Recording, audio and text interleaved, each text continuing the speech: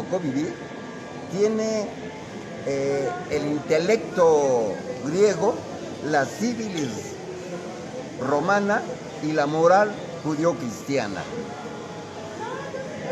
La civilización en la cual fuimos incunados nace un 28 de enero del año 585 antes de la era común, cuando se toma como punto de referencia a Tales de Mileto, el padre de la filosofía en Occidente, porque tuvo la capacidad de hacer la prospectiva de calcular un eclipse.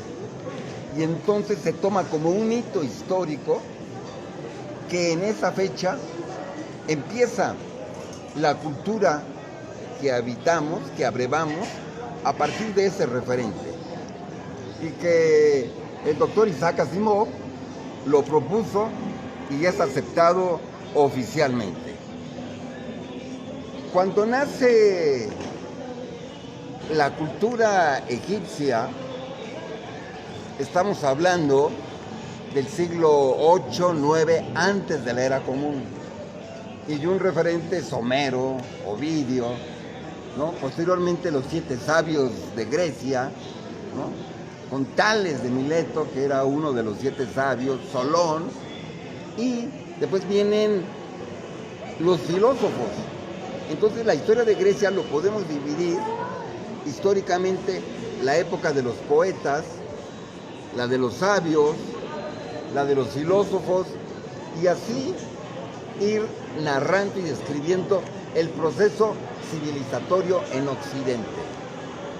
En el auge griego, en ese mismo tiempo estaba en todo su esplendor la cultura de los medos, de los persas, de los bactas, babilonios, egipcios. ¿Y por qué en Grecia se dio el proceso como referencia a la posteridad? Porque en esa época la cultura babilónica, la de los del grandioso imperio de Ciro, de Darío, de Nabucodonosor en Babilonia, el poder se centraba en el Estado. Y había una idiosincrasia que controlaba la ideología del pueblo. Y eran estados poderosos en donde la ideología totalmente era acaparada por toda la población. Y cuando en un pueblo todos piensan igual, quiere decir que nadie está pensando. La diversidad de opiniones, de puntos de vista, de disentir entre mi amigo Cuadri y mi amigo Santos, nosotros, ¿verdad? Su auditorio, no estamos para ver la luz y descubrir la verdad, sino para entrar en el libre juego de las ideas, para estar en un proceso de ejercitar ese verbo tan pronunciado pero pocas veces conjugado, que es el de pensar. Cuando en un grupo se está pensando, cuando se es capaz de disentir, de cuestionar, de hacer preguntas y de ser tan atrevidos de no coincidir con tu punto de vista. Y cuando en un grupo se piensa con inteligencia intelectual, es posible compartir los alimentos a pesar de que yo no esté de acuerdo con tu punto de vista, ¿no? Como decía Voltaire, puedo no estar de acuerdo con tus razonamientos, pero defenderé hasta la ignominia tu derecho de expresarlo. Allí es donde encontramos el significado de la tolerancia, paciencia, prudencia, que se conjugan con la inteligencia emocional. En esos ayeres había como común denominador gobiernos teocráticos que uniformizaban el sentir, el hablar y el actuar de siglos y siglos. Pero surge un pueblo que tiene su vida en el mar Egeo. La cultura no se da en la Espero que sí. península balcánica, sino se dio en el Mediterráneo, localizado en el mar Egeo, donde había la cultura de los dóricos y de los jónicos. Y allí, en ese intercambio, fue gracias a que fue un pueblo navegante. Podemos hablar de Lesbos, Naxos, Creta, Rodás, Samos, Corinto, Eubea, Itaca, Atenas mismos. Y en esa época, ¿por qué florecieron en estas tierras la civilización de lo que ahora llamamos la cultura griega? Porque había comercio, ¿no? Zenón de Clio era un dueño de una flota de navíos que traía productos de Fenicia y las llevaba al Golfo de Corinto. Y era tan poderoso, que traía de Medio Oriente, de Oriente y de Extremo Oriente, pues, tapetes, persas, marfil, metales preciosos, las maderas preciosas del Líbano, obras que hoy en el siglo XXI son realmente unas obras acariciadas por los más exquisitos gustos. Entonces, en estas culturas floreció la cultura gracias al comercio. Allí donde hay comercio, se da el manejo de una gran economía y curiosamente afloran las artes, la ciencia, la técnica, la tecnología, la industria, el capital. Porque no puede haber en una población que está pensando para sobrevivir al día y ponerte a filosofar en temas de la trascendencia, porque lo que le interesa es la inmediatez para resolver en su entorno. Entonces, ¿qué fue lo que permitió la maravilla de la cultura griega? Fue un pueblo de comerciantes, en donde Tales de Mileto, ya mencionado 2 veces, que es el padre de la filosofía, era astrónomo y era matemático. Quienes conocen del número saben los famosos teoremas de Tales de Mileto, cómo estando en las pirámides de Keops y con una vara se puede calcular la altura de un volumen piramidal a través del pensamiento lógico deductivo. Y entonces, desarrollando este sentido común, podía encontrar los axiomas y teoremas de los teoremas geométricos que hoy en el siglo XXI no han caducado y que seguirán vigentes indudablemente por muchos siglos por adelante. Bueno, ¿cómo es que florece la ciencia, el arte, la filosofía en estas tierras? Porque el caldo de cultivo fueron precisamente el intercambio de mercancías. Y los filósofos eran comerciantes, los científicos eran comerciantes, los artistas eran comerciantes. No importa a qué te dediques, pero lo que va a precipitar el proceso pensante es la vida del mercado. Economía. La economía. Entonces, podemos entender por qué en este lugar donde estamos, conocido como la Lagunilla, ¿por qué es quien es?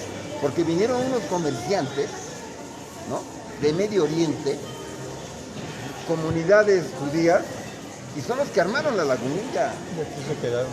Aquí empezaron, estamos hablando de hace 100 años. Estamos en el 2021. Hace un siglo llegaron comerciantes.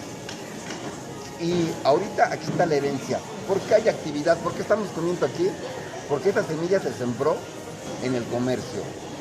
Y continúa. Ese pueblo de la Lagunilla se pasó a la Condesa, a la colonia Roma, y ahí crean esas, esas localidades que ahora tienen un prestigio. Pero ¿quiénes lo crearon? Comerciantes. Y probablemente recordarás cuando eras pequeño, nace la colonia Polanco. ¿Quiénes la fundan? Estos mismos habitantes que llegaron a la Lagunilla, que fueron prósperos y tuvieron casas en la Condesa y mejoraron su condición económica yéndose a Polanco. ¿Qué sé yo? Hace 60 años. A lo mejor ya había nacido, a lo mejor no. Para los que no, bueno, exhibe como una crónica de la Ciudad de México. Y hace 40 años surge Tecamachalco, Bosques del Olivo, Bosque de las Lomas. Ciudad satélite. ¿Cuál? Satélite, ciudad satélite. Sí. Todas estas colonias fueron fundadas por comunidades de comerciantes jalevis, askenazitas, sefaraditas, ¿no? No solamente fue un cierto grupo, sino a quién me quiero situar, comerciantes, también comerciantes iberos, españoles. ¿Cómo crece la Ciudad de México? En su economía, en su urbe. Bueno, por la actividad del comercio. Había boneros, había vendedores ambulantes. Pues esos empezaron. Ahora, esos jóvenes, ahora adultos, ya son restauranteros de los más elegantes de la ciudad. Y sus hijos, porque les enseñaron a mantener el negocio. Hay otros pueblos que heredan capital, pero los hijos se encargan de gastarla y ya no se mantiene. Entonces, el punto de partida no es nada más generar economía, sino tener una cultura de incrementar, de invertir, de prosperar. Y eso se hereda a través de la experiencia que da el mercado, el comercio, el ahorro, la moneda, cómo se corre. Hay principios muy importantes y no solamente de carácter mercadológico, sino hasta de tipo moral. Por ejemplo, en las comunidades de los grandes comerciantes, de los grandes capitales, un principio es no compres robado. Porque si quieres aprovechar una oferta, porque te lo dan a ganga para venderlo, corres el gran riesgo de que hay, como diría Adam Smith, la mano invisible. Tu comercio no va a prosperar, va a quebrar. Por eso no es bueno comprar robado entre los grandes comerciantes, que a veces resulta, pues hay que aprovechar, pero estás comprando robado. Pero ha cambiado, ¿no? Ha cambiado. ¿Ha cambiado qué? Que los grandes comerciantes ahora sí compran. A veces no saben ni lo. Bueno, hay excepciones, ¿no? Pero estoy hablando de reglas, en general, como nació. O sea, yo te puedo decir, conozco, no te imaginas, vas a exagerar, vas a lo mejor a creer que es una exageración, pero conozco a miles de comerciantes así, en contacto personal, así como estamos compartiendo la alegría en esta mesa. Pero fíjate cómo ha cambiado, porque mucho del comercio ahora se da con lo que se importa de China. Y como lo de chino es muy barato, hay comerciantes muy grandes que ahora se dieron cuenta que trayendo chino tienen competencia y venden. Claro. Y entonces dejaron lo que hacían aquí y ahora venden chino. Sí, pero no es robado, A ver, Enrique, Está quiero mezclado. que la vez pasada, Enrique, en este conversatorio, expresaste una tesis que me pareció muy importante, muy interesante, en donde decías que la intervención del Estado en la educación ha sido bastante mala, pero no solo en la educación, y no solo en estos tiempos, sino desde la antigüedad, cuando intervienen los estados, cuando intervienen en los mercados, destruyen las economías, destruyen a los países. ¿Nos puedes hablar un poco más de eso? Claro. Bueno, estábamos viendo cómo históricamente culturas tan florecientes como puede ser la del Nilo, las del Éufrates y las de otros ríos, cuando esa civilización es controlada por un gobierno, pues tienen ciertos avances pero ya caducaron. Ya el esplendor egipcio ya es antropología, ya más allá de la historia hay que investigar en esos aspectos. ¿Qué pasa ahora con los bactros, con los medos? Pues son muy ricos históricamente, pero ya no tienen ese poder, ¿no?, como otras culturas. ¿Cuál fue la diferencia? La educación. Una educación en donde se permite la libertad de pensar para analizar, comparar, reflexionar, evaluar, sintetizar, tomar decisiones, crea la posibilidad de disentir, la apostasía de convertirse en hereje y no coincidir con la hegemonía local o regional. Y eso es lo que permite la riqueza de las ideas y se va incrementando. Por ejemplo, en estos días tenemos una educación en México y podemos ver que en los exámenes PISA, ¿quiénes son aquellos países que están en los primeros lugares en las Olimpiadas del Conocimiento? Los gobiernos saben quiénes ganan y saben por qué ganan, pero no hay cambios. Tenemos una Secretaría de Educación Pública que más bien deberíamos de llamarla Ministerio de Domesticación Pública, porque únicamente uniformiza una serie de actividades que es copiar páginas, tomar dictados, le llaman investigar a eso, que es buscar en donde ya está la información, que eso no es investigar. Pero fíjate que eso no fue siempre. O sea, hubo una época en donde la educación, la familia estaba acostumbrada claro, para allá voy. O sea, poco a poquito, sí. O sea, ese método con el cual yo fui educado y nuestros padres y quizás algunos de nuestros hijos, en alguna medida se mantiene. Ahorita en estos momentos, con lo que estamos viviendo, todo ha cambiado. Pero ahorita llegamos digamos, en esta crónica de la educación. Entonces, tenemos un proceso de educación que conserva sus estilos, sus modelos. Y los gobiernos de todos los países saben cómo se educa, por ejemplo, en Finlandia, Noruega, Dinamarca, Suecia, Japón, Canadá. Ahí cambia la educación, no se desconoce. Por ejemplo, en los países nórdicos, los muchachos van 4 o 5 horas máximo a la escuela. Allí no hay tareas, no se hacen exámenes, ni mensuales, ni semestrales, ni anuales. Los criterios de evaluación y de pase totalmente no son como los referentes que tenemos en nuestra experiencia pseudoeducativa. ¿Y por qué los muchachos dan mejores rendimientos? Y allí los chicos mínimo manejan 3 idiomas.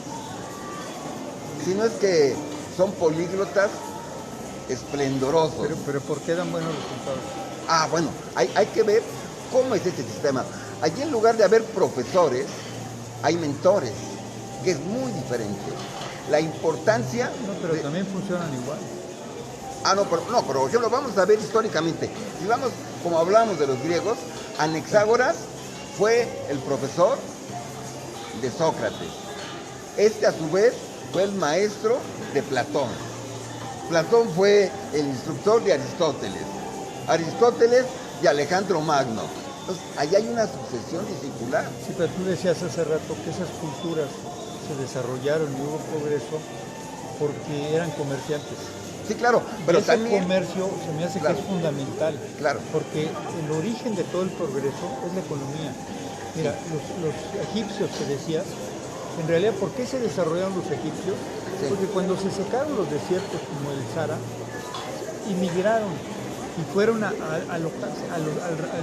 río Nilo. Sí. Y el río Nilo lo que les permitió fue cosechas abundantes, claro, satisfacer las necesidades económicas, y esa abundancia de riqueza fue lo que desembocó en la creación del arte, de la cultura y del conocimiento. Sí. si tú no resuelves lo que tú dijiste hace rato muy bien, el problema económico, no puedes pedirle a la gente que se ponga a leer, que se ponga a cultivar. Es hasta un crimen cuando ellos no tienen sus necesidades cubiertas. Y lo que hicieron todos estos, ahora, algunas culturas de las que dijiste, lo que hacían es que admitían la esclavitud. Y muchos peleaban y lo que hacían es robarse lo de los otros. Y la riqueza de los otros era como acumulaban riqueza. Entonces, cuando ellos resolvieron las necesidades y el problema económico, es donde florece la cultura, donde crece el arte, donde es posible que el ser humano se desarrolle. Sí. Y cuando hablamos aquí, eso es lo que está pasando. El problema que tenemos es un problema económico muy serio, porque al no tener una economía que nos pueda sostener a todos, entonces estamos viviendo en condiciones de miseria. Sí.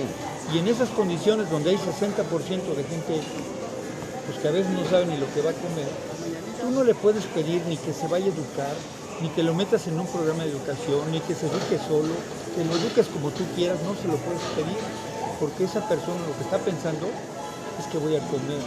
Un maestro de Oaxaca me decía, y señor ingeniero, cuando mis alumnos llegan de regiones muy lejos y vienen caminando, y muchos de esos niños llegan descalzos. Sí. Y cuando llegan a la escuela después de 3 horas, lo que tienen es mucha hambre. Sí. Dice, y yo me voy a poner a decirles lo que van a hacer o lo que tienen que hacer. Se me hace criminal. Sí. Porque ellos no me ponen atención. Las horas de la escuela están pensando, ahora que regreso otras 3 horas, y tampoco hay comida en mi casa. Entonces, ponerlos a educar es un crimen. Claro. Entonces, por eso la educación es una consecuencia. Sí.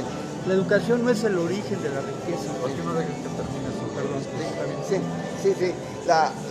La educación no tiene un camino independiente de la economía. O sea, está directamente proporcional. Es el sustento. Claro. No puede haber modelos educativos independientes del modelo económico, porque simplemente no preparas cuadros de profesionistas que van a ser un contrasentido con lo que se viene. Entonces es bien importante que la educación esté totalmente en armonía, en convivencia con un proyecto económico de población. De todo. Claro, por supuesto. Entonces, yo hablaba, regresando a donde estaba, la importancia de la mentoría, ¿no? Hablando de Grecia, pero digamos Simón Bolívar, ¿por qué es el libertador, el padre de la patria de 5 países nada más? Si aquí tenemos un Miguel Hidalgo, allá en Panamá, Colombia, Venezuela, Bolivia y Perú, ahí tenemos un libertador. Las regiones bolivarianas. Bueno, pues hay que ver quién educó a este hombre, a este militar. Un hombre de 1,48 m. Fue alumno de Andrés Bello, el maestro de América. ¿Ya se quiere ir? Sí. Bueno, o quizás si nos vamos a Europa, siglo XIX, hubo un hombre que nació en una isla alejada de la plataforma continental, chaparrito, menudo, tirándole a, pues, alguien muy tímido, ¿no? Alguien que al verlo no apuntaba para un futuro muy próspero. Pero allá en la sierra llega un hombre muy preparado y lo toma en sus manos y lo forjó. La historia lo reconoce cuando ya fue adulto este niño, adolescente, joven, Napoleón Bonaparte. Entonces, ¿cuál es la diferencia? Dice Emmanuel Kant, el hombre es su educación. Entonces, ahí se refleja, nosotros somos los libros que hemos leído. Nosotros somos el resultado de nuestra circunstancia, como diría Ortega y ¿Ya se Gasset. tiene que ir o qué? ¿O qué dice Jean-Paul Sartre? El hombre es lo que hace con lo que la cultura hizo de él. Entonces es muy importante ver la historia de la educación y compararla con nuestros referentes presentes para entender en dónde estamos y por qué tenemos esta educación. Es ahora bien conocido por la programación neurolingüística, gimnasia cerebral, por las neurociencias, por la ingeniería genética, cómo aprende el ser humano. Es un tema muy antiguo. Aristóteles empieza su libro de ética afirmando lo siguiente, en los primeros renglones: el ser humano, por naturaleza, tiene tendencia a aprender. Aprender es consubstancial al comportamiento humano. Pero ¿qué hace esta educación que tenemos? Sabotea, bloquea, anestesia esa necesidad tan natural del educando. Pero no era siempre, no fue siempre así. No fue. Mira, el desarrollo de la economía es tan importante. Sí. Hace poco me invitaron aquí los maestros de la CENTE, la sección 22. Me invitaron a una reunión donde había puro maestro. Sí. Y me llamó mucho la atención porque estuvieron hablando de muchos programas, de muchas formas de educar. Sí. Como son maestros bien formados de las normales, maestras y maestros, tuve la suerte de que había alguien que estaba muy preparado. Es que no quiere que lo lograra. Y entonces este maestro nos dio una visión de cómo han sido los programas en diferentes épocas. Sí. En la educación han hecho programas casi para todo. Sí. Hubo un viejito que pidió permiso, entró al auditorio, pero ya era una persona muy grande. Cuando él entró al auditorio, lo llevaba alguien porque ya era de edad, y dijo, ¿me dejan sentarme, escucharlo? Ya. Entonces él se sentó hasta el último en una butaca y nos estuvo escuchando, sobre todo mucho maestro que estuvo diciendo todos los cambios que ha habido en la historia de la Secretaría de Educación, los planes diferentes. Y este maestro estaba hablando de la educación transversalidad, es la que se amplía. Bueno, nos escuchó a todos. Después dijo, ¿me dejan decirle mi opinión? Y entonces se paró y dijo, más de lo mismo. Sí. Yo digo, ¿cómo? Sí, dice, ustedes están repitiendo lo que hemos escuchado muchas veces. Sí. ¿Tú lo has escuchado? Hay muchos programas, hay muchas formas de educar. Sí. Pero lo que verdaderamente te educa es la sociedad. Claro. Y este maestro dijo, cuando yo era maestro, ¿yo a qué me dedicaba? A educar a mis alumnos para que tuvieran participación en la sociedad y supieran vivir. Sí.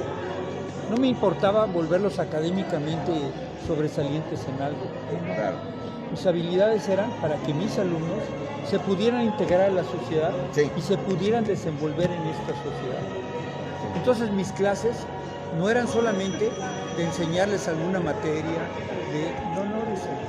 yo a mis alumnos, aunque fueran de primaria, los llevaba yo al banco, los seguía yo en su educación física, los seguía yo en cómo iban en su casa, de tal manera que yo lo que estaba haciendo es integrarlos a una sociedad para cuando ellos salieran estuvieran capacitados para vivir. Claro. Estaba yo rodeado de puro maestro con mucha preparación, entonces dije, eso es educar. Claro. Dice, pero esto lo perdimos, esto lo teníamos en México y se perdió. Sí. ¿Por qué se perdió? Por lo que estás diciendo, por la economía. Claro. No. En algún momento la economía se rompió, se fracturó y con esa ruptura los programas de educación que tenían se perdieron. Claro. Sí, no. Educar no es enseñar algo que no sabía.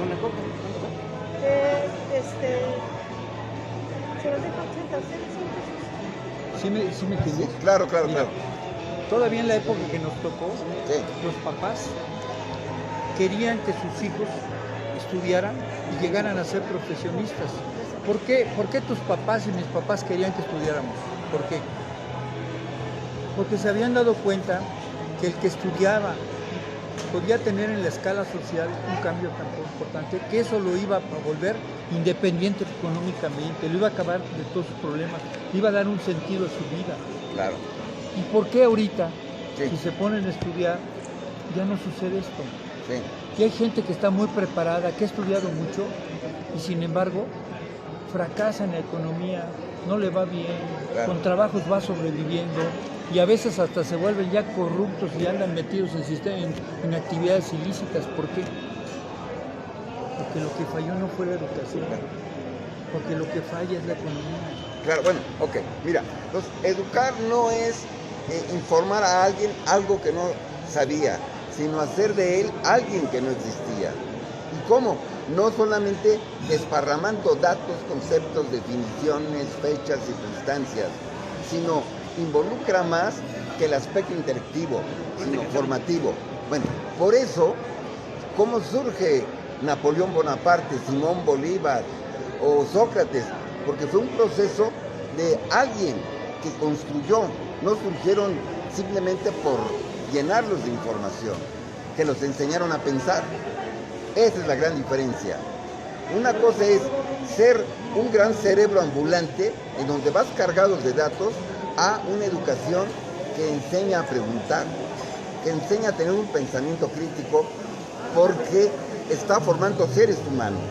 La diferencia entre un ser humano y un hombre es que el hombre se desprende del ser humano porque ya es un ente que ya tiene una capacidad de realizar un pensamiento crítico gracias a la libertad.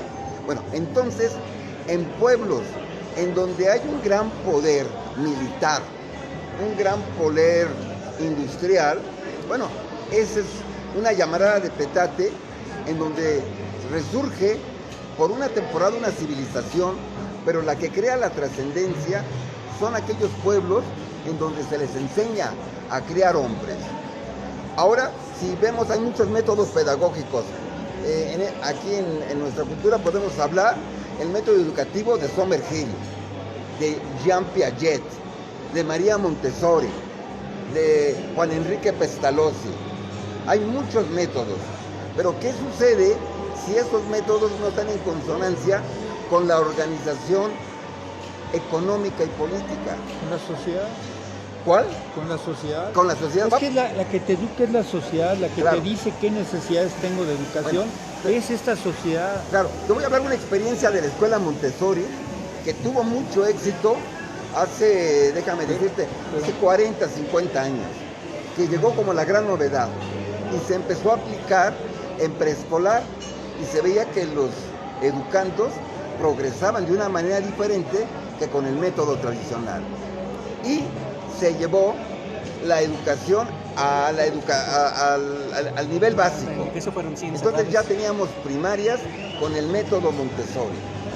Y allí no hay tareas, allí no hay que estén amarrados al pupitre. ¿En qué año sería eso?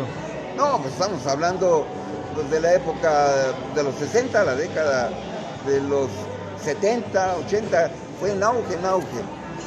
Y ya que se terminó, pues se perdió una buena cantidad de Montessori en primaria, ¿qué decían los padres de familia?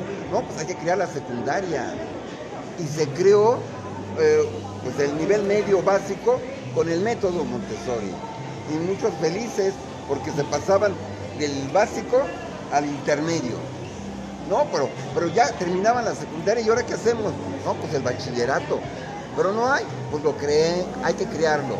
Y existió preparatorias con el método Montessori. Allí se quedó. Pero la idea es que el método Montessori también fuera en las universidades. Pero ¿qué pasa con el tema que tú estás hablando? Pero dime, ¿por qué no tuvo tanto éxito? ¿Por qué lo cortaron?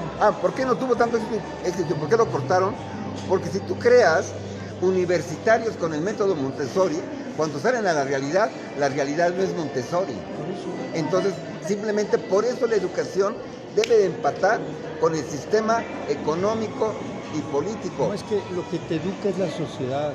lo que te da necesidad de educar, claro, es la sociedad la sí, que te dice, claro, yo necesito este tipo de gentes, es tu sociedad. Claro, porque la sociedad no es Montessori. Eso es. Y entonces estás creando un lunar, ¿no? Después, ¿no?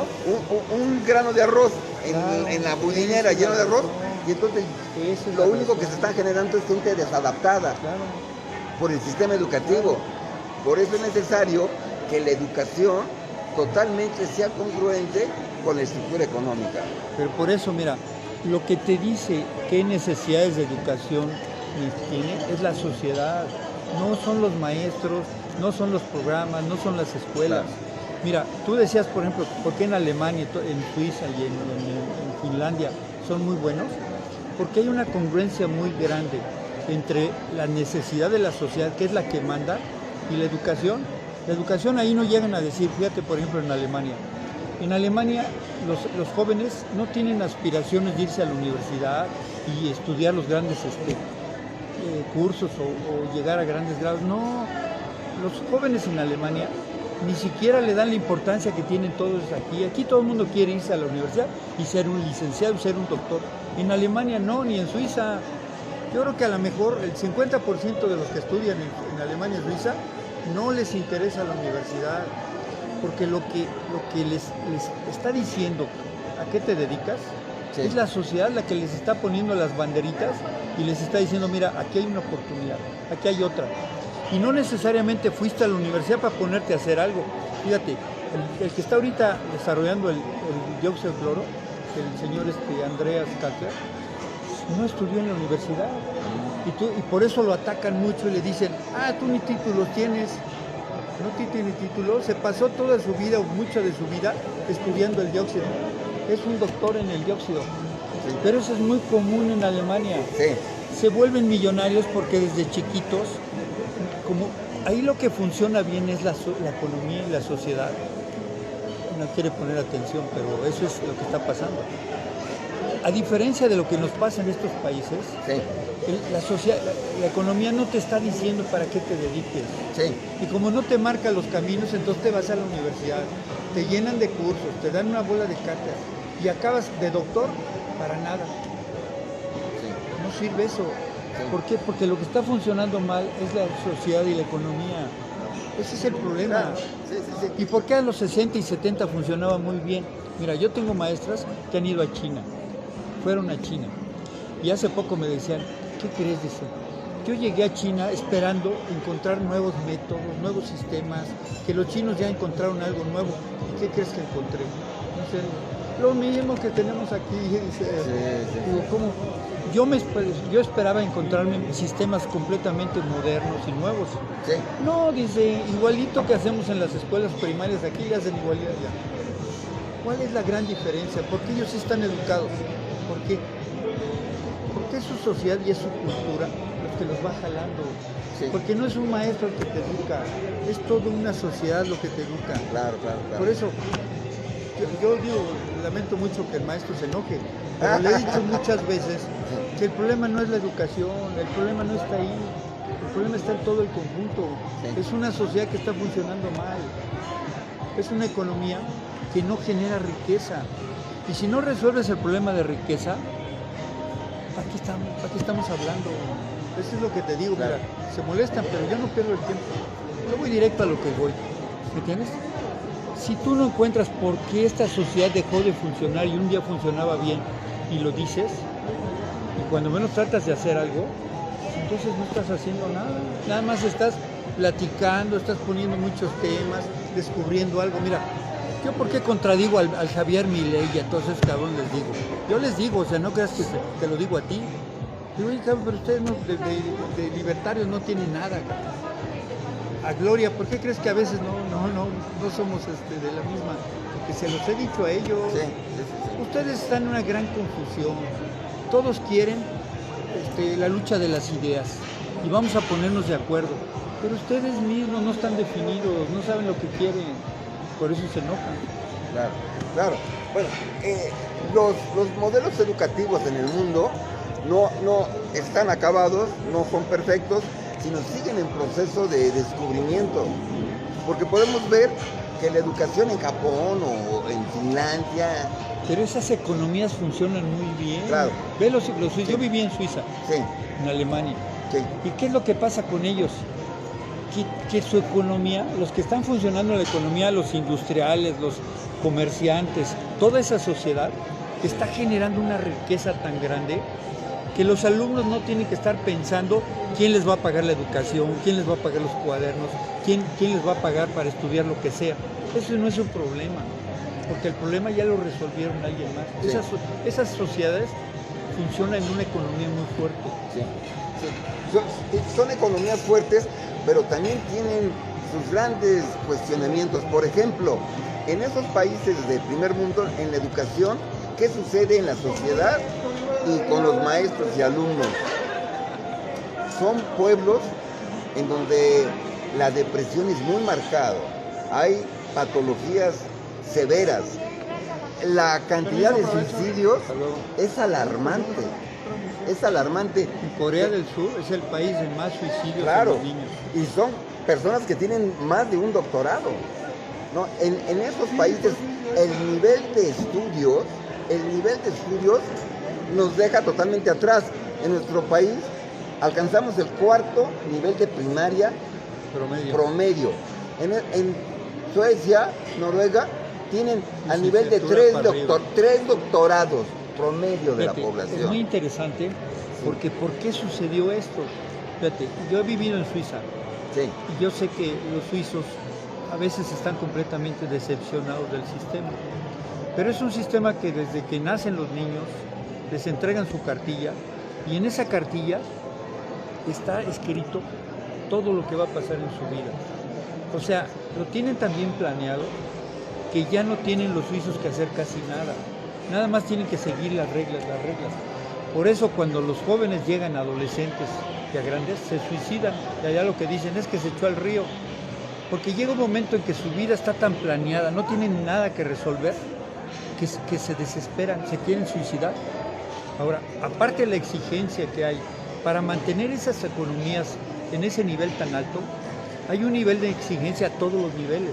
O sea, uno dice, no, pues en la primaria y en los niveles más bajos, a ese nivel les exigen, y les exigen tanto que, por ejemplo, en Corea hay niños que se suicidan. ¿Por qué? Porque hay un nivel de exigencia tan grande, claro, que llega hasta abajo. Claro. ¿Qué pasó? Que estos coreanos están tan materializados con esta economía que dejaron de ser personas, son cosas. Viven con tanta economía que ya no son personas, realmente son cosas que producen y producen.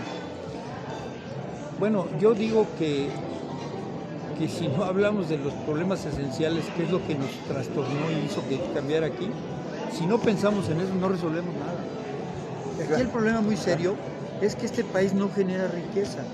¿Y no saben por qué? Bueno, porque debe haber un proyecto de nación y de pueblo. Bueno, ¿por qué este país? ¿Cuál es este país? Pues el nuestro, donde estamos habitando.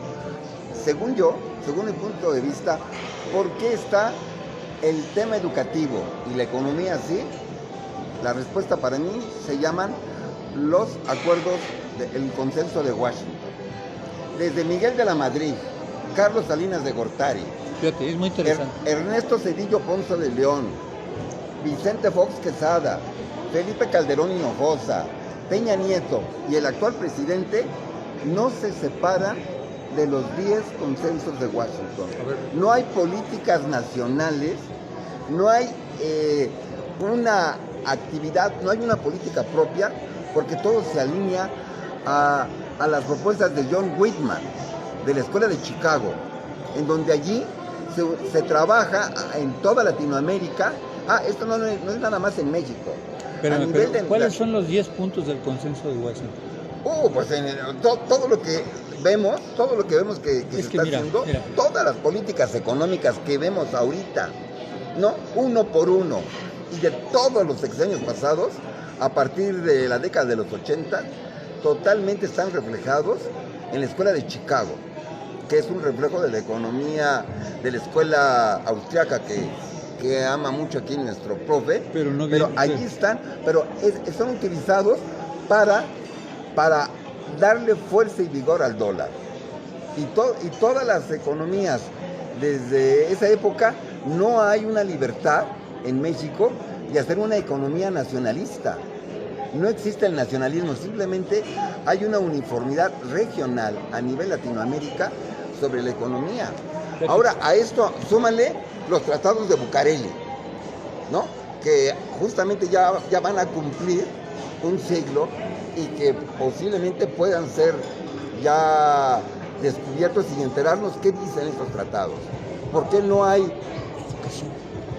de la educación? No, Bueno, para hablar de la educación. ok. Bueno, entonces, la educación que tenemos en este país, bueno, ¿por qué no hay investigación? ¿Por qué no puede haber un Silicon Valley aquí en México? A pesar de que hay egresados del Politécnico, de la Escuela Nacional de Computación, hay excelentes ingenieros en comunicación, en informática, en cibernética, en robótica, en macrobiótica, en todos estos saberes, pero no pueden apuntar. Cuando hay un cerebro que realmente se desarrolla, se lo llevan a Silicon Valley, que es educar a los mexicanos, y luego todo lo que se pagó en la inversión de la educación se van al extranjero. ¿Por qué? Porque no hay ofertas. Porque están... Pero fíjate que eso no explica la mala educación. Mira, yo he escuchado muchas veces, he escuchado lo del consenso, lo de los acuerdos de Bucareli. Eso no es cierto. Eso es lo que nos hicieron creer y todo el mundo lo repite y lo repite. No es por el consenso de Washington. Mira, un día yo estaba sentado con David Ibarra. ¿Conoces a David Ibarra? David Ibarra es un economista ya muy viejo. Él fue el secretario de Hacienda de Portillo. Fue el secretario de Hacienda de él. Y un día sentados los dos, yo le dije, oiga maestro, usted fue el que regó el tepache. Y le digo, dice, ¿cómo? Sí, le digo. Usted fue el que primero, en 1979 o por ahí, siguió una política económica que desgració este país. Como él es muy reconocido en la universidad, muchos doctores, en todo el mundo, hay hasta un aula ahí en Facultad de Economía que tiene su nombre. David Ibarra Muñoz. Entonces se sorprendió, porque nada más estábamos los dos y le dije, usted fue el que regó este tepache. Pero lo malo, ¿sabe cuál es? No es que lo haya dicho, sino que lo escribió. Tiene libros completos donde escribe lo que él hizo en 1970 y tantos. No sé la fecha. Y entonces me dice, no, pero sí le digo, mire, repitiendo lo que tú dijiste ahorita, sí, que fue lo que vinieron y nos impusieron el consenso de Washington, sí, y que por eso el país ahí empezó su... Eso no es cierto, porque mira, de los 10 puntos del consenso de Washington, sí, cuando tú los repasas uno por uno, sí, hubo una entrevista que le hicieron a Williamson, o ¿cómo era? Williamson. Sí, John Williamson, sí. Ese cuate. Y le dijeron eso y le reclamaron, oiga, usted realmente dañó a los países de América Latina porque los obligó a seguir el consenso de Washington y usted lo impuso. Entonces él dijo, a ver, ¿qué cosa fue lo que yo les impuse? Y entonces, ¿tú conoces el consenso de Washington? ¿Lo conoces? ¿Y oíste lo que dijo el maestro? ¿Qué dijo? Pues difiero con él porque solamente se ha implementado un punto que fue el de las privatizaciones y se ha hecho mal. Él dijo que por el consenso de Washington que nos impusieron, el país no ha podido progresar. Y que luego por el tratado de Bucareli no ha podido progresar, ¿no? Yendo a lo educativo, porque me mencionó que hablar de la educación. Entonces tú nada más, tú nada más estás de acuerdo en un punto. ¿En qué punto? No estoy diciendo que se aplicó todo, que solo se aplicó uno de los 10 puntos, que fue el de las privatizaciones, y este punto se aplicó mal porque no se privatizó nada, más bien se concesionó. Sí, es una diferencia muy importante. Pero mira, cuando tú repasas los 10 puntos del consenso de Washington, que fue lo que le dijeron a Williamson, y le dijeron, oiga, entonces usted es el causante de esto. Dice, no, están equivocados. yo hice un plan de 10 puntos para lograr estabilidad en los países de América Latina, porque todos estaban endeudados y sus economías eran un desastre. Dice, ¿y qué es lo que sucedió? Que no nos podían pagar. Entonces el plan del consenso de Washington fue primero para que las economías se estabilizaran y después para que pudieran crecer y nos pudieran pagar. Sí, claro, eso es claro, esa es la base. Pero fíjate, sí, claro. Pero luego él dice, pero las tonterías que hizo cada país, eso yo no se lo dije que hicieran. Mira, ahí está México, dice. Ve el ejemplo de México. México no solamente no lo entendieron, sino ellos le agregaron de su propia cosecha. El punto 5 del consenso de Washington dice que debemos, ¿qué es eso? Que debemos de mantener un tipo de cambio competitivo. Y eso es a lo que le dije a David Ibarra. Le dije, oiga maestro, usted regó aquí el tepache. ¿Por qué? Porque usted nunca se fijó en mantener un tipo de cambio competitivo. ¿Qué me dijo David? No, sí, claro, dice, lo que hicimos fue fijar el tipo de cambio de acuerdo al mercado. Digo, pues eso fue lo que desgració este país. Por eso yo le dije que usted regó el tepache. Porque mira, hasta antes de David Ibarra y antes de Luis Echeverría, el tipo de cambio no lo fijaba el mercado, el tipo de cambio lo fijaba el Banco de México. Y al fijarlo, lo que hizo David Ibarra, al ceder y dejar que el tipo de cambio se fije por el mercado, o sea, por la oferta y demanda de dólares, distorsionó totalmente el precio de los artículos y lo que hizo fue sacarnos de competencia. Hizo que los productos de México se volvieran caros y los de fuera se volvieran baratos y nos inundaran de importaciones. O sea, el tipo de cambio es un precio muy importante para proteger a tu economía. Si tú no manejas el tipo de cambio de acuerdo a la competitividad y los productos de tus industrias, es como darles una cuchillada a sectores completos y sacarlos totalmente del mercado, y entonces empiezas a cerrar fábricas, empiezas a perder trabajos, al no haber trabajos no hay educación, y es toda una cadena que la destruyes. Bueno, pues eso lo hizo Echeverría y después lo hizo David Ibarra. Entonces cuando Williamson le dijeron, no, dice, esa pendejada la hicieron ellos. No solamente sobrevaluaron su moneda, sino después de que sobrevaluaron la moneda, abrieron sus fronteras a lo pendejo. Dice, ¿quién les dijo que quitaran los aranceles y que dejaran de proteger a sus productos? Nadie, ellos lo hicieron solitos. Entonces no fue el consenso. Pero bueno, es difícil ponernos de acuerdo.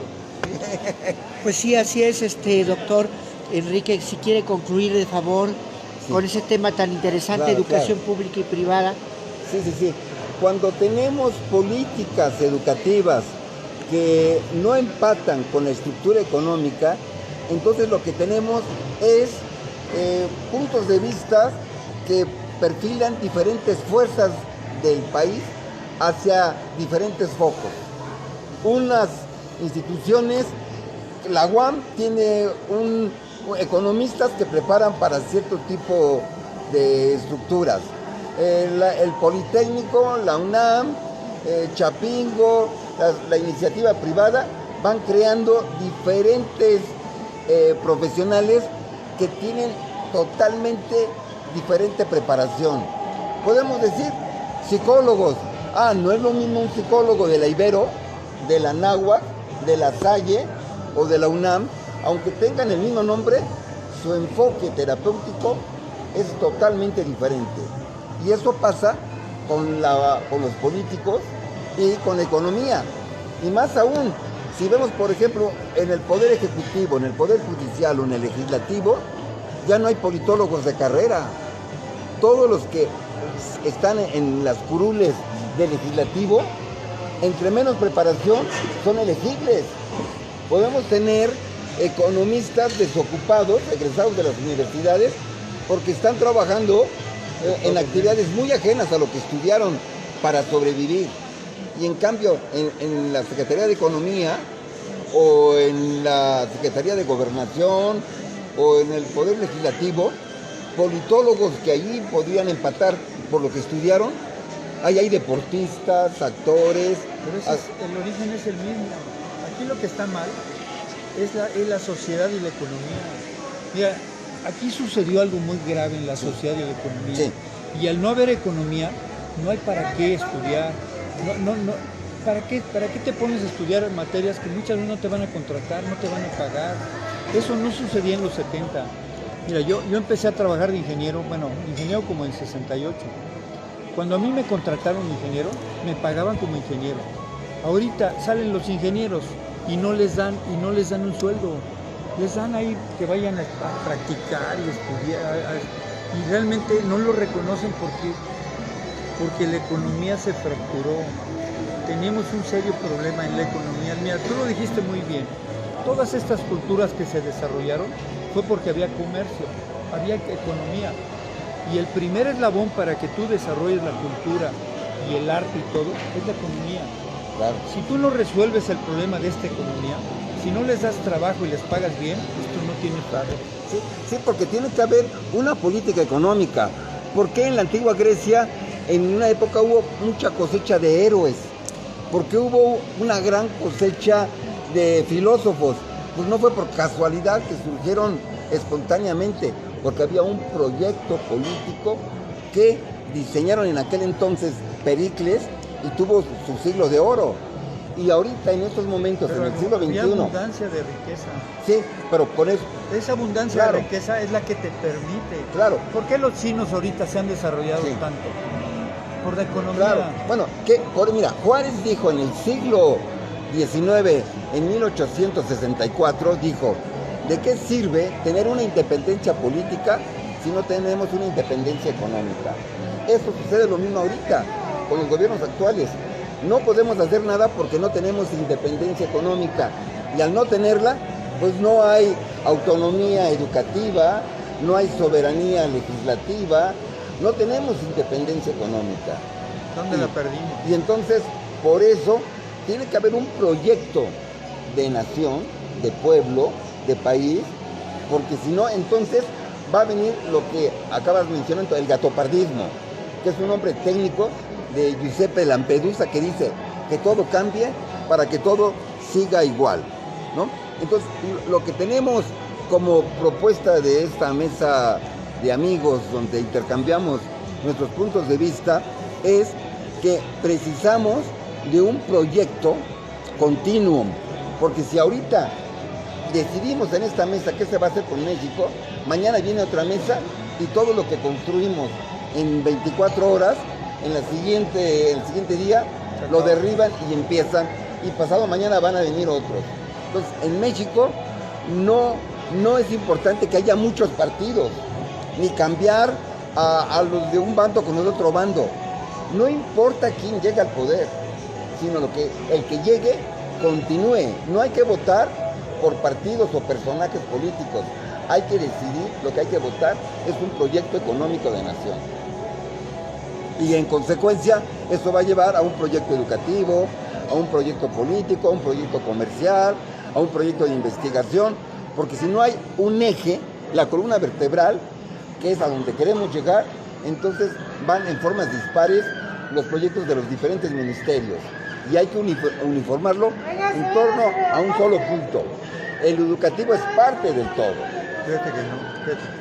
Pues así Es que es. a mí me parece que empieza por eso a veces no me gusta porque estamos puras contradicciones. Mira, Sí, China tiene un proyecto y muy bien hecho. Sí. Ellos hacen planes cada 5 años y tienen proyectos a 50 años o más. sí. Pero ¿dónde empezó el desarrollo de China? En su economía. Sí. ¿Qué quieres hacer? O sea que hagas Bueno, una- yo digo que el asunto es la economía. No es un plan de gobierno, no, que todos sigamos, no. Aquí hay un problema estructural muy fuerte en la economía que si no lo componemos, todo lo demás sale sobrando. Por eso yo quiero discutirlo, pero no se puede. No se puede porque cada quien tiene su idea. Mira, si los países no son competitivos en lo que hacen y lo que producen, nadie se los compra, nadie compra nada. Si no te compran nada, de ahí no hay finalidad para qué trabajas, para qué estudias, para qué te preparas, no. ¿Qué es lo que hizo a China muy poderoso? Que había demanda para lo que ellos producían, bueno o malo, hubo demanda. Y ese mercado que los demandó los volvió educados, los volvió capaces, los volvió tecnológicamente modernos. Pero no fue el proyecto. Digamos, reacomodo de la economía de China se dio en 1978 con Deng Xiaoping. Ajá. El primer discurso de Deng Xiaoping, cuando lo lean y lo entiendan, vas a ver que de ahí nació todo lo que tiene China ahorita. Claro que después vino planes para poner orden, pero el orden es que lo que tú produces lo quiere alguien, lo necesita alguien. Sí. Si tú produces cosas que nadie necesita, nunca te van a comprar, y si no te van a comprar no vas a tener dinero, y si no tienes dinero nadie te va a pagar, ni te va a contratar, seas doctor o seas lo que tú quieras. Entonces, ¿qué es lo que perdió la competitividad de los productos? ¿Por qué?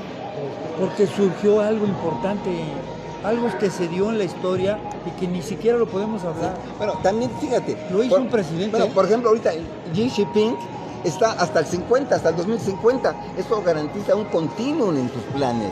Pero, por ejemplo, ¿qué pasa en Estados Unidos? Donald Trump tiene una propuesta republicana, ahora llega el siguiente, Biden, y va a totalmente contradice todo lo de Donald Trump. ¿Qué pasa en México? No somos los únicos. No somos los únicos. Pero ¿sabes qué? Entonces no hay continuidad. Hay muy interesante lo que dices. Sí. Resulta que el único que le entendió muy bien al asunto es China. Sí. A mí me sorprende cuando yo tomo las cifras de China y me doy cuenta cómo ellos corrigen cada mes, cada año. Mira, sus curvas de China son ondas así, de año por año. Y tú pones aquí a los países más importantes, vas a ver que suben y bajan, y es una inestabilidad. Y el único que hace que las cosas muy bien son los chinos. ¿Sabes por qué? Sí. Porque entendieron lo que pasó. Como en tu gráfica que nos enseñaste la vez pasada, cómo había precipitaciones, pero increíbles, ¿no? Bueno, pero los chinos lo saben hacer muy bien. Sí, claro. Si tú no descubres lo que hizo China, por eso China nos está viendo la cara a todos los países. Porque ellos tienen bien controlado todo y está diciendo, no, pues haz lo que tú quieras, pero de aquí no nos salimos. Porque tienen planes a mediano y largo plazo, y aquí nada más nos quedamos en la inmediatez. Están generando riqueza, y una riqueza tan grande que a mí me da mucho coraje ver los videos de lo que está sucediendo en China. Tú ves las ciudades en China, son modernas, están urbanizadas, ya se acabaron las vecindades y todo eso. En China no. La educación que están teniendo en China ya es totalmente diferente, hay recursos para todo. Mira, acabo de ver una ciudad en China que construyeron hace poco. Es una ciudad muy grande, muy moderna, y la tienen abandonada. La planearon para quién sabe cuántos millones de habitantes, pero resulta que algo les falló y la abandonaron. ¿Por qué? Porque no había comercio, porque lo que tú quieras. Y yo me pongo a pensar, tantos edificios construidos, tantas carreteras, tantas obras de urbanización, y se dan el lujo de cerrarla y vámonos porque esto no sirvió. ¿Cómo pueden hacer eso? Porque están teniendo una cantidad de recursos de todos los países de Occidente que nos están robando. Los chinos son unos rateros de todo el mundo. El Trump no estaba loco. Lo que pasa es que él no entendía el problema, pero sí, y fíjate cómo el Biden, a pesar de que ya entró, no ha cambiado lo que decretó el Trump.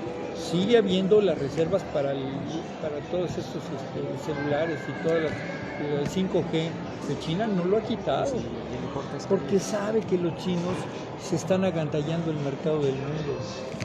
Bueno.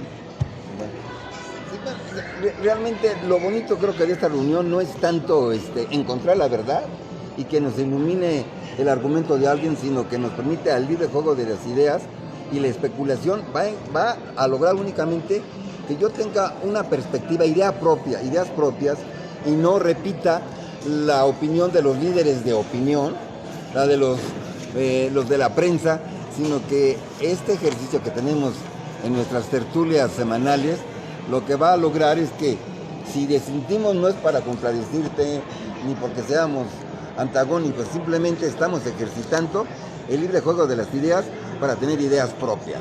Claro.